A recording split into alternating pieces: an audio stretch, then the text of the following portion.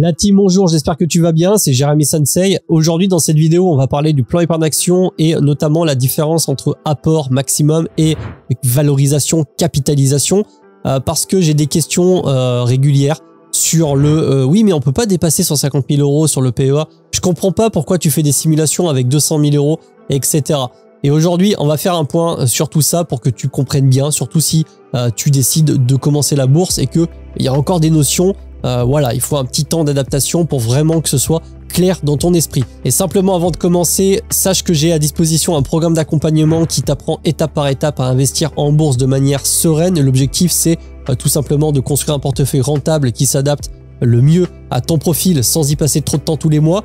Donc si ça t'intéresse, tu peux cliquer sur le lien qui est dans la description de cette vidéo.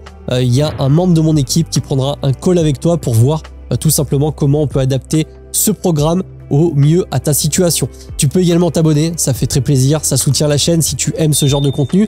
Et donc on parlait du PEA et notamment la limite d'apport. Alors, il faut bien différencier deux choses. La limite maximum d'apport sur le PEA et la valorisation / capitalisation de ton plan épargne en action. On le sait, la limite d'apport à l'instant je te fais cette vidéo en juillet 2024 est de 150 000 euros pour un PEA et de 225 000 euros pour un PEA PME. Donc ça fait 225 000 euros, 150 plus 75 000 euros. Ce qui se passe, c'est que tu peux faire un apport unique. Typiquement, tu as 150 000 euros sur ton compte courant dans une banque, Crédit Agricole, je sais pas quoi. Tu fais un virement sur ton PEA et là, bah, tu as bloqué l'apport. Voilà, tu as bloqué l'apport, 150 000 euros.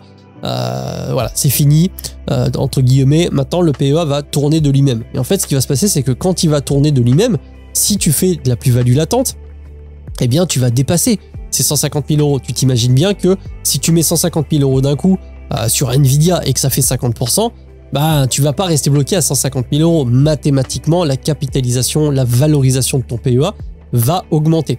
Maintenant, ce qui se passe, c'est que si tu fais un dollar cost averaging, le fait de mettre un apport mensuel parce que tu n'as pas 150 000 euros à mettre d'un seul coup, tu décides de mettre 200, 300, 500, 1000 euros tous les mois sur ton PEA et tu vas faire ça pendant 10 ans, 15 ans.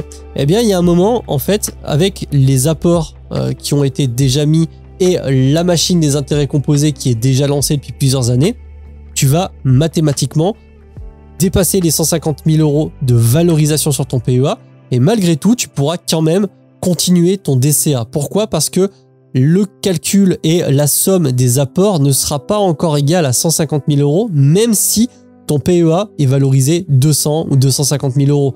Et c'est ça qu'il faut bien comprendre. Dans ton courtier, moi en l'occurrence je suis sur Fortuneo, je ne fais pas spécifiquement de pub pour eux, mais c'est le courtier que j'utilise pour mon plan épargne en action. Par contre, si jamais tu as envie d'ouvrir un compte chez Fortuneo, tu peux penser à moi, tu as un code de parrainage dans la description / lien d'affiliation, lis bien l'encart, ça fait plaisir. Moi, je te remercie par avance si tu utilises un des deux liens codes. Mais sur Fortuneo, eh bien, tu as une case, comme je peux te montrer là, dans fiscalité où tu vas avoir le montant des apports sur ton plan épargne en action. Et à partir du moment où l'apport, du coup la ligne arrive à 150 000 euros, eh bien seulement à ce moment-là, tu pourras plus faire de virement en direction de ton PEA. Mais le plan épargne en action peut tourner à l'infini. Je veux dire très simplement, si aujourd'hui tu mets 150 000 euros sur ton PEA en une fois, ce qu'on appelle un lump sum, et que tu laisses ça pendant 30 ans, eh bien peut-être qu'au bout de 30 ans, tu vas faire un x5, x6 et tu vas te retrouver avec, je sais pas, 1 million d'euros sur ton PEA. C'est pour cette raison que tu peux te retrouver avec des valorisations supérieures à 150 000 euros sur ton PEA, à ne pas confondre avec l'apport maximum que tu peux mettre. J'ai trop souvent des commentaires de personnes qui me disent tiens, tu parles de 300 000 euros en bourse, mais le PEA est limité à 150 000 euros, etc. Malgré que la plupart du temps, je parle bien de bourse et pas de PEA. Parce que bah, qu'est-ce qui se passe quand tu as bloqué l'apport sur ton PEA? Ça y est, tu as 150 000 euros bloqués d'apport sur le PEA.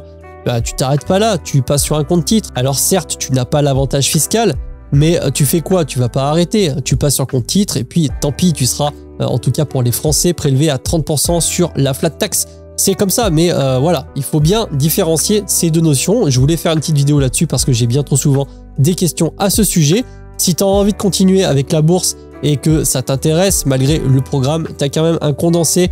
C'est une mini formation gratuite d'1h30 que tu retrouves ici. Ouais, je sais jamais, mais ça sera ici. T'hésiteras pas à aller la voir et à laisser un commentaire si t'as une question et à nous rejoindre sur les Discord. Je te souhaite une bonne journée, je te dis à la prochaine, c'était Jérém, salut.